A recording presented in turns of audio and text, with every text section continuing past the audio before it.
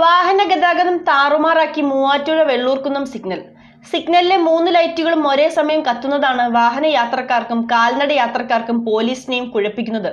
കഴിഞ്ഞ 4 ദിവസമായി ഇതാണ് സിഗ്നലിന്റെ അവസ്ഥ. മൂവാറ്റുപുഴ നഗരത്തിലെ പ്രധാനപ്പെട്ട ജംഗ്ഷനുകളിലൊന്നായ വെള്ളൂർക്കുന്നം സിഗ്നൽ ജംഗ്ഷനിൽ വെച്ചിരിക്കുന്ന സിഗ്നൽ ലൈറ്റുകൾ കൃത്യമായി പ്രവർത്തിക്കാത്തത് ഗതാഗത തടസ്സത്തിന് കാരണമാവുന്നുണ്ട്.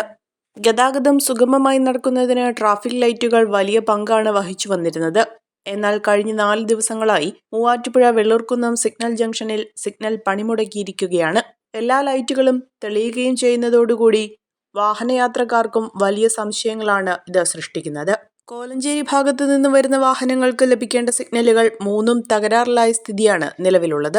ഒരേ സമയം എല്ലാ ലൈറ്റുകളും തെളിഞ്ഞു കിടക്കുന്നതിനാൽ തന്നെ വാഹനങ്ങൾക്ക് എങ്ങോട്ട് എപ്പോൾ പോകണം എന്നറിയാത്ത സ്ഥിതിയാണ് നിലവിലുള്ളത്. വേനൽ കടുത്തതോടെ അതികഠിനമായ ചൂടാണ് അന്തരീക്ഷത്തിലുള്ളത്. ട്രാഫിക് പോലീസിന് വലിയ ദുരിതമാണ് സിഗ്നലുകൾ കേടായതിനെ തുടർന്ന് ഉണ്ടായിട്ടുള്ളത്. രാവിലെയും വൈകിട്ടും നഗരത്തിൽ വലിയ ഗതാഗതക്കുരുക്കാണ് സാധാരണ അനുഭവപ്പെടുന്നത്.